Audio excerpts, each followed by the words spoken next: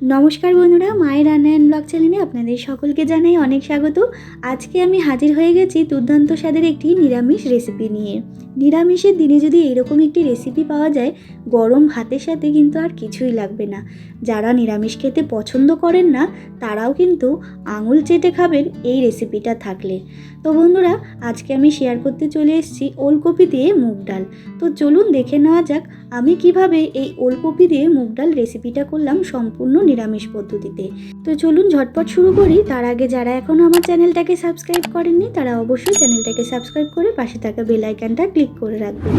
তো এখানে মুগ ডাল দিয়ে ওলকপি রান্না করার জন্য এখানে নিয়ে নিয়েছি ওলকপি। আমি ওলকপিটাকে কিন্তু কেটে নেব।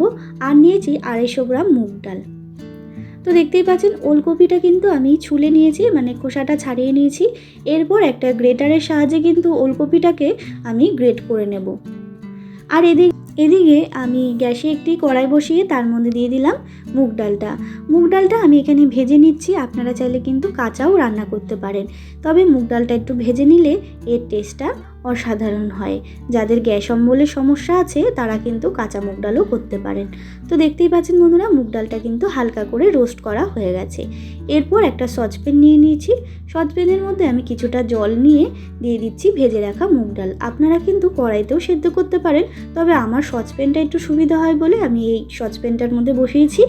তো দেখুন বন্ধুরা, কথা বলতে বলতে কিন্তু ডালটা একেবারে সেদ্ধ হয়ে গেছে। দেখতেই পাচ্ছেন বেশ ভালো মতো সেদ্ধ হয়ে গেছে।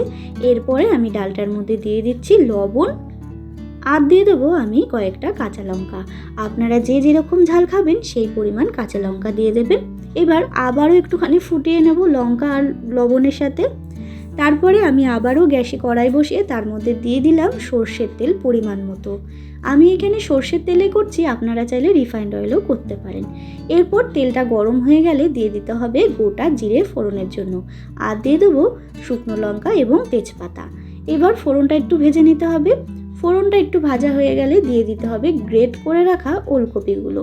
আমি এখানে আগে থেকেই ওলকপিগুলো গ্রেট করে রেখেছি, দেখতেই পাচ্ছেন। এরপরে সেই ফোড়নটার সাথে কিন্তু আমি ওলকপিটাকে একটু হালকা করে ভেজে নেব, যাতে ফোড়নটার ফ্লেভারটা একেবারে ওলকপির মধ্যে যেন মিলেমিশে যায়।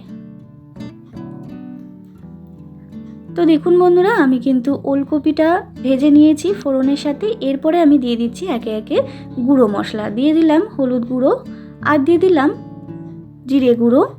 এরপর দিয়ে দেব লঙ্কার গুঁড়ো। এটার কিন্তু ঝাল লঙ্কার গুঁড়ো ব্যবহার করতে হবে। এবার আবারও মশলাগুলোর সাথে ওলকপিটাকে একটু ভেজে নিচ্ছি।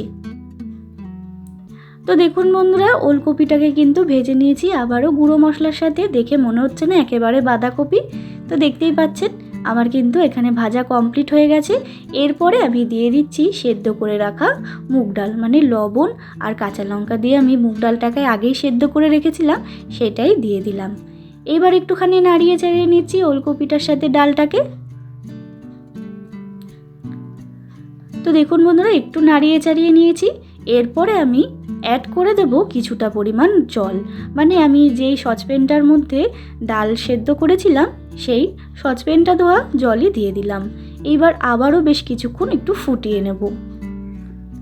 তো দেখুন বন্ধুরা, আমি কিন্তু বেশ 5 থেকে 10 মিনিট মতো ফুটিয়ে নিয়েছি। এরপরে দিয়ে দিচ্ছি আমি 1 চামচ মতো চিনি। যেহেতু নিরামিষ রেসিপি তাই চিনিটা কিন্তু এখানে দিতেই হবে, তাহলেই কিন্তু এর টেস্টটা বাড়বে। এরপরে দিয়ে দিলাম গরম মশলা গুঁড়ো, আর দিয়ে দিলাম পরিমাণ মতো ঘি, মানে 1 চামচ মতো ঘি দিয়ে দিলাম। ব্যাস, এরপর একটুখানি ফুটে আসলেই কিন্তু রেডি হয়ে যাবে আমার এই ওলকপি দিয়ে মুগ ডাল রেসিপি। তো বন্ধুরা, খুবই চটজলদি হয়ে যায় এই রেসিপিটা, ভীষণই টেস্টি লাগে খেতে। গরম ভাতের সাথে আর কিছুই লাগবে না, সাথে একটু ভাজাভুজি হলে মন্দ হয় না। তো দেখুন বন্ধুরা, আমি কিন্তু আবারও একটুখানি ফুটিয়ে নিয়েছি সমস্ত মশলা দিয়ে, মানে ঘি, গরম মশলা আর চিনি দিয়ে কিন্তু ফুটিয়ে নিয়েছি। আর আমার কিন্তু একেবারে রেডি হয়ে গেছে। এরপর গরম গরম ভাতের সাথে সার্ভ করে দিন এই ওলকপি দিয়ে মুগ ডালের রেসিপিটা। তো বন্ধুরা, বাড়িতে একবার হলেও বানিয়ে খাবেন, তো ভীষণ ভালো লাগবে এই রেসিপিটা।